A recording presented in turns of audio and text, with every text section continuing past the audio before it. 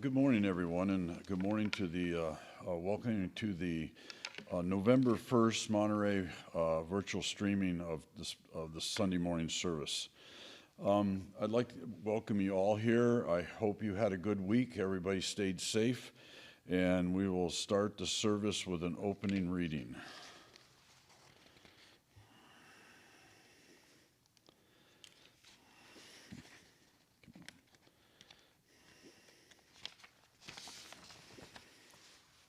Please join me in Gasho. In life, you will realize there's a role for everyone you meet. Some will test you, some will use you, some will love you, and some will teach you. But the ones who are truly important are the ones who bring out the best in you. They are the rare and amazing people who remind you why it's worth it. Namo Amida Butsu. Namo Amida Butsu. Namo Amida Butsu.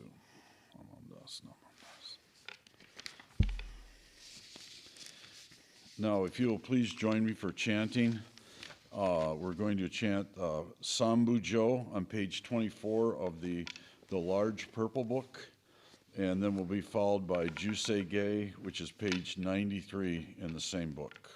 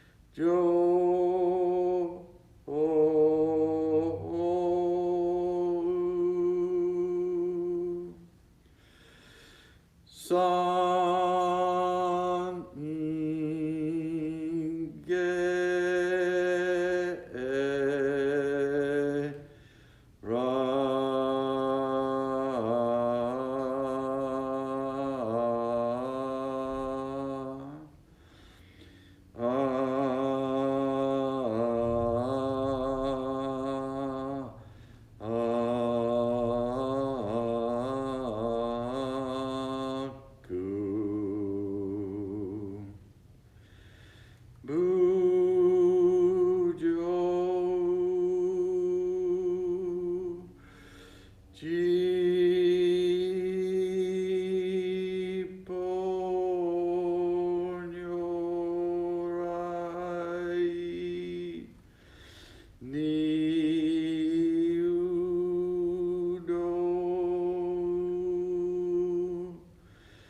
Jo o u san ge ra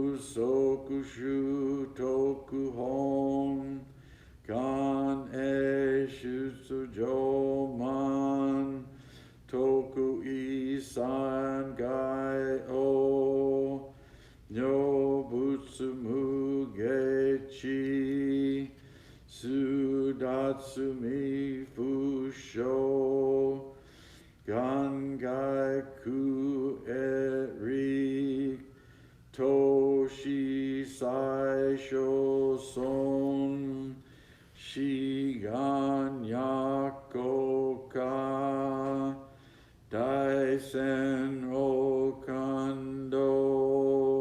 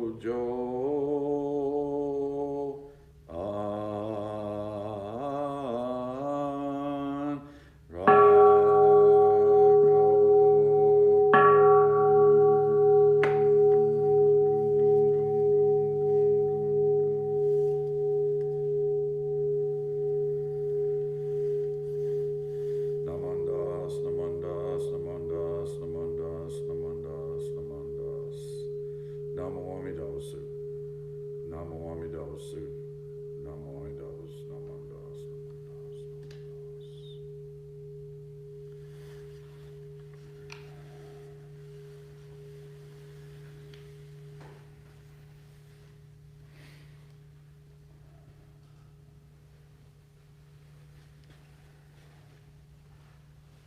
Will you please join me singing the Gatha on Namo Ami Daosu on page 174 of the Purple Book.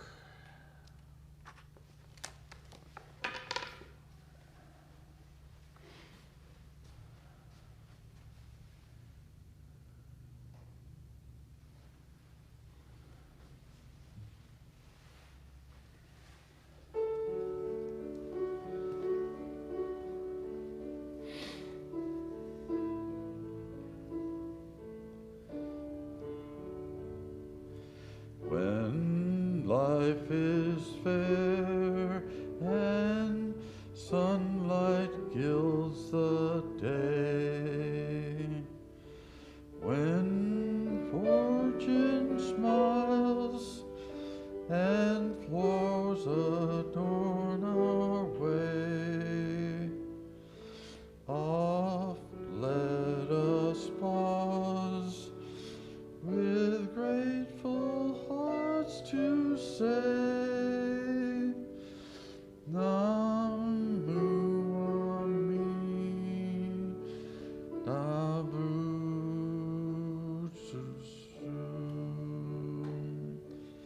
Ere though our way leads 'neath the darkened sky, and to our loved ones pain and death draw nigh, our tears may flow, yet gracefully we cry, Namu Ami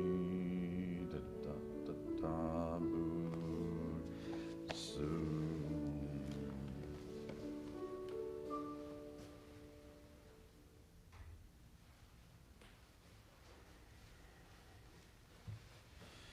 Will you now join me on reading the page of reading the Threefold Refuge on page 10.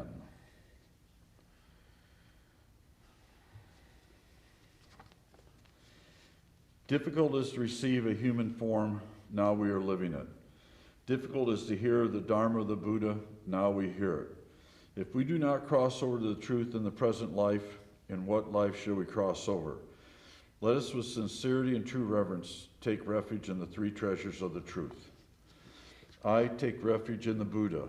May we, together with all sentient beings, awaken to the great way of enlightenment and the unsurpassed intent of Amida Buddha. I take refuge in the Dharma. May we, together with all sentient beings, enter the storehouse of the Dharma, becoming like the wisdom ocean. I take refuge in the Sangha. May we, together with all sentient beings, become units in true accord and harmony with all things. The peerless, profound, and wondrous Dharma is rare to encounter, even in many hundreds and thousands of kalpas. Now we are privileged to hear and receive it. Let us thoroughly understand the true meaning of the Tathagata's teachings.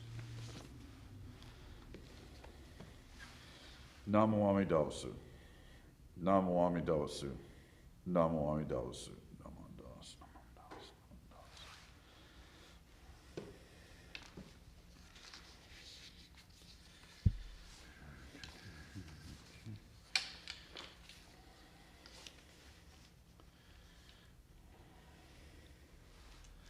Now we have join me for an opening reading for as by the Dalai Lama.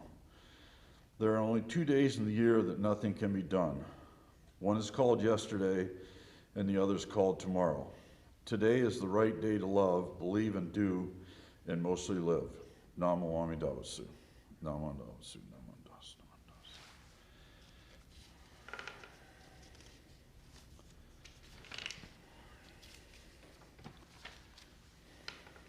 Good morning, everybody. and welcome to the Sunday morning service.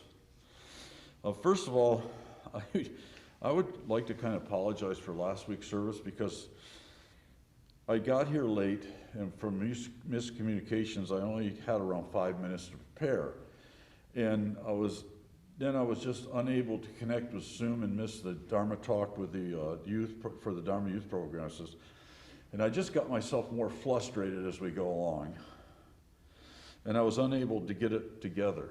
And one of the things I should have remembered all this time is, one of the things we always talk about is let it go, let it go, let it go. And I was unable to do that, and I'm sorry. So hopefully this Dharma talk will be better. Let me take my mask off here so I can breathe. Not really, I just have a feeling of maybe slight claustrophobic, but I'm getting used to it, and it's something that we have to do. Today's Dharma talk is, I was driving to San Jose yesterday to deliver a birthday present to our youngest granddaughter. And yeah, she was born on Halloween, the poor kid. But we couldn't stay long, so we drove up there. But on the way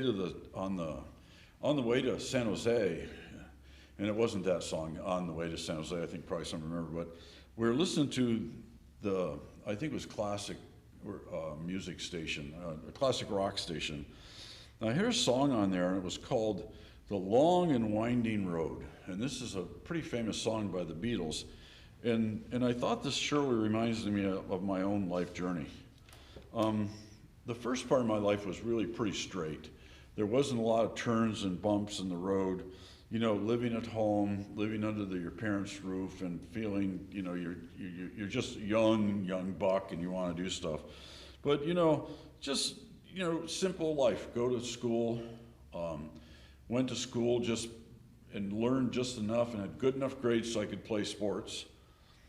And, had a high school sweetheart, and, was really good. And this was during the Vietnam War, and I had a choice that I didn't want to go to college, so I was either going to go into some part of the service or be drafted. So I chose the Navy. And this is where really my whole life just turned upside down, because it was a whole new way of life, a whole new set of rules. And the Navy taught me how to become disciplined and how to become a man. And life was good. I enjoyed the structure of the Navy. So everything was going good. And then the second big turn in the road, so we say we went to the right the first time, now we're turning back to the left, is I met my wife. Met my wife, followed a girl, fell in love with her, and got married. And everything was good. And then we made another turn, and we left the Navy, and we moved to California. And a lot of people don't realize that I was born and raised in upstate New York, so I don't have an accent. Upstate people don't. But I was in a little town, and now I moved to California. And then I made my second career change, and I started working and eventually bought a tire shop, and I worked there for about 25 years before moving on. So then, before I moved on, there was a really severe turn that happened, and it was a life changer. We had our first girl, and everything. We always talk in Buddhism about the great change of life being death, but having kids is one of the biggest game changers there is. And as they got older, our whole world lived around them. They played sports, they did ballet, we went to dance recitals, went to plays, we did everything with the kids, and it was a great time, and I have no regrets. But I should end up that we ended up with, the score was 2-0, no boys. So, and then after the girls, I talked about working in the tire shop for 20 years. Then another turn happened, and I went out of business at the tire shop. But probably one of the best things that happened to me was I went to work for one of my very good friends, probably one of my best friends, probably in the very top 5. And I went to work, I was growing strawberries, and I went to work, I was putting tires on cars, trucks, and tractors, and then I went to growing strawberries. So There was a slight change there. I had a steep learning curve, but I made it. And so worked at the growing strawberries for about 16 years. And then we had the best turn in the road. Our youngest daughter gave us our first grandchild.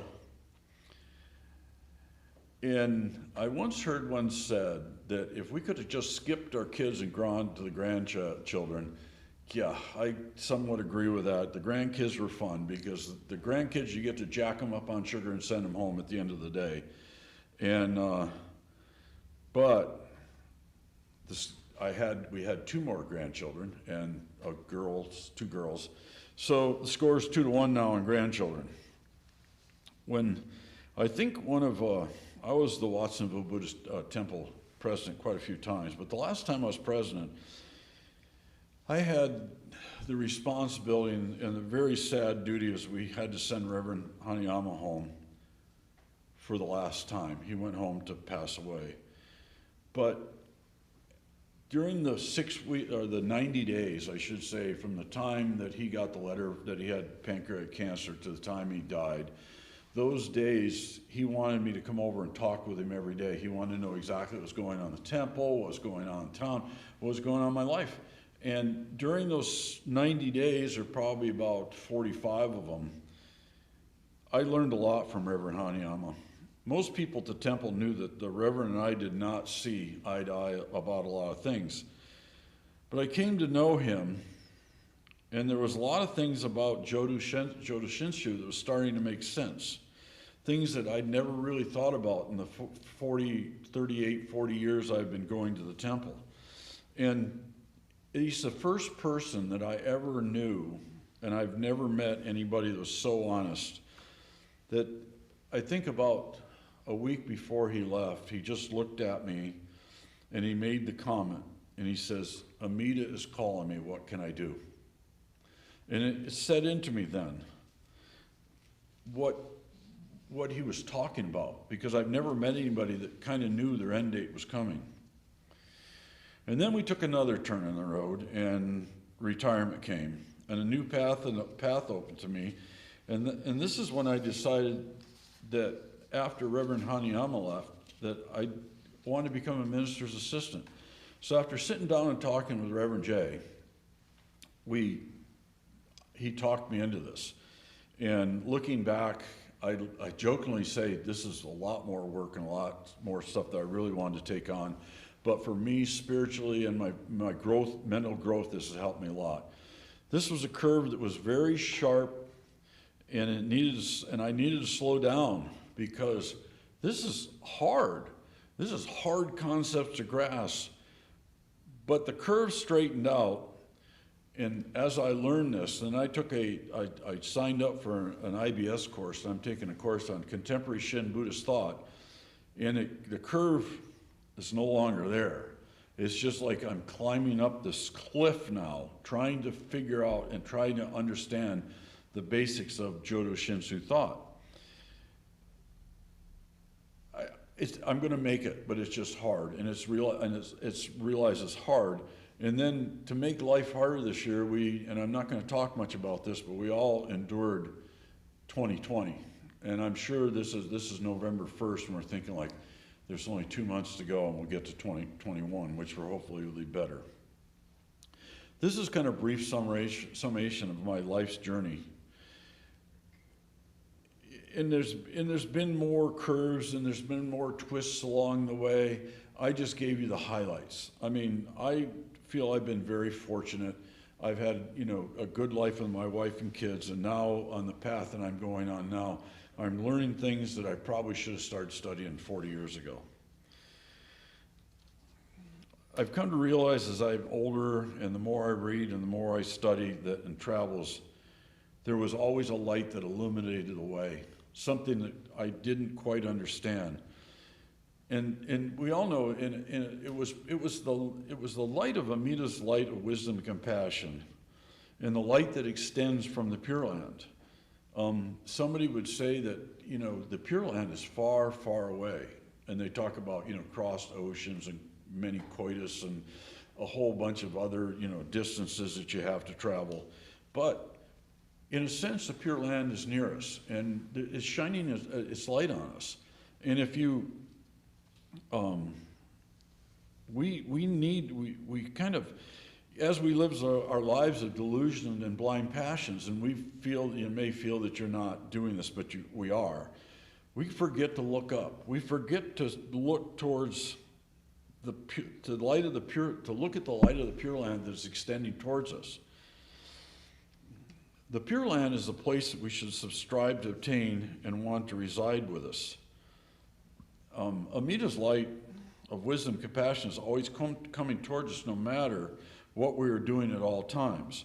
So as you're traveling the long and winding road and we remember, we always have someone traveling with us as we travel towards our ultimate destination, which is the Pure Land.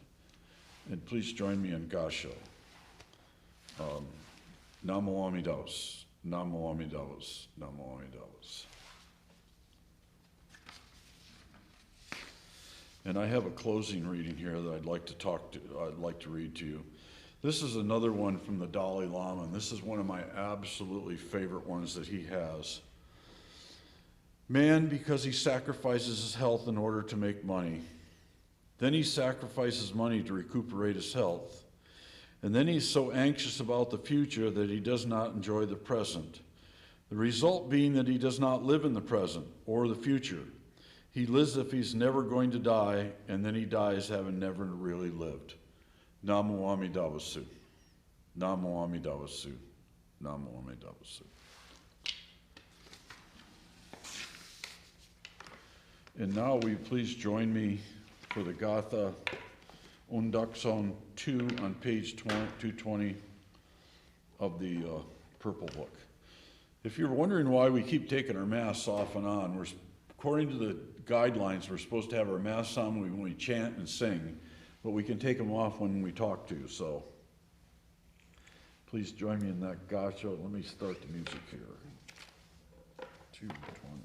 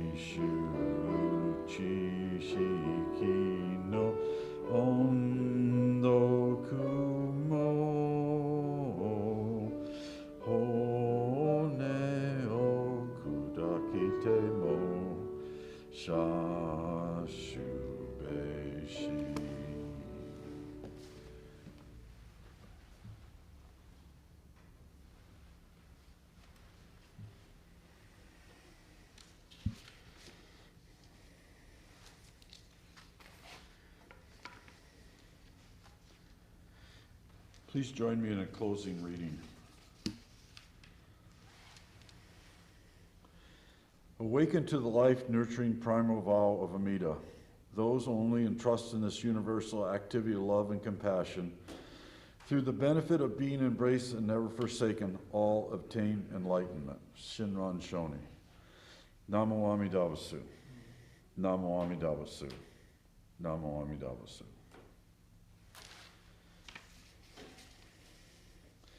So for announcements, all I have is for Monterey, since I'm not normally here, is next weekend will be your Shoitsuki Hoyo, I think, Eitai Kyo service.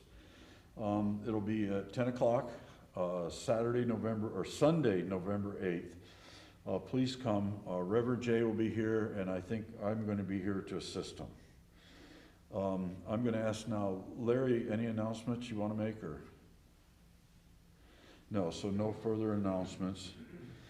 I'd like to thank you all for taking the time to come and watch the service virtually.